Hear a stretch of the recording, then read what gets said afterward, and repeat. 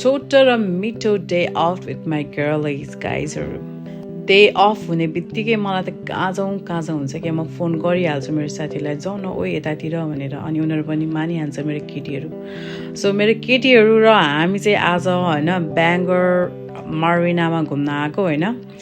मरिनामा कति धेरै बोटहरू थियो क्या मलाई त यसो एउटा किनिदिउँ जस्तो लागेको थियो तर के गर्ने आफू त पऱ्यो गरिब होइन यसो हेरेरै चित्त बुझाएँ मैले दामी थियो गाइजहरू दामी तपाईँहरूलाई पनि ब्याङ्गर घुम्न मन छ भने यो ब्याङ्गर चाहिँ नर्दर्न आयरल्यान्ड भन्ने ठाउँमा छ है युके बस्नुहुन्छ तपाईँहरूलाई घुम्न मन छ भने यता आए हुन्छ यता धेरै नै एक्टिभिटिज गर्ने ठाउँ छ अनि मलाई चाहिँ यता घुम्दा चाहिँ मलाई चाहिँ कस्तो नेपालको याद आयो कि गाइजहरू नेपालमा फन पार्क जस्तै फिल भइरहेको थियो मलाई चाहिँ नेपालमा फन पार्कमा हुने एक्टिभिटिजहरू पनि मैले यता कुनै नोटिस गरेको थिएँ कि जस्तै चाहिँ यो क्या यो छ कि छैन चाहिँ थाहा होइन तर मलाई यस्तै घुम्नेवाला चाहिँ देखाएको थियो तर पानीमा चाहिँ होइन मलाई यो कस्तो खेल्न मन थियो त्यो मेरो साथीहरूले नाइ भन्यो कि यो खासमा हामी आइसक्रिमको लाइनमा थियो क्या हामी एकदमै लामो थियो यो लाइन अनि यसो लाइन बस्दा खिचिहालेको यसमा बस्न पाएको भए त कति रमाइलो हुन्थ्यो यार तर मेरो साथीले नाइ भन्यो आइसक्रिम खाएँ मेरो चाहिँ त्यो ब्लू कलरको हो है त्यसलाई चाहिँ बबल गम भन्छ म चाहिँ दुईचोटि खाएको थिएँ दुईचोटि यस्तो मिठो छ कि यार बबल गम तपाईँहरू पनि युकेमा बस्नुहुन्छ ट्राई गर्नु होला है यो बबल गम चाहिँ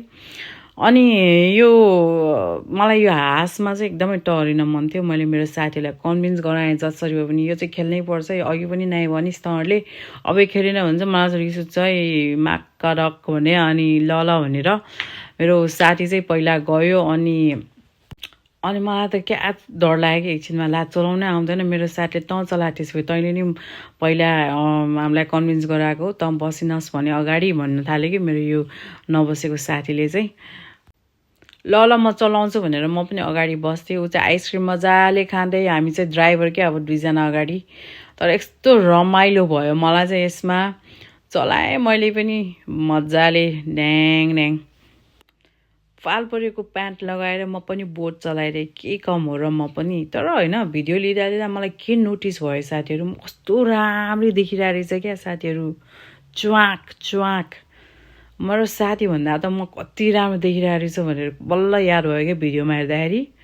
हे अनि बोट चलाउँदा होइन मलाई चाहिँ कस्तो नेपालको जू ट्याक्कै याद आइरहेको क्या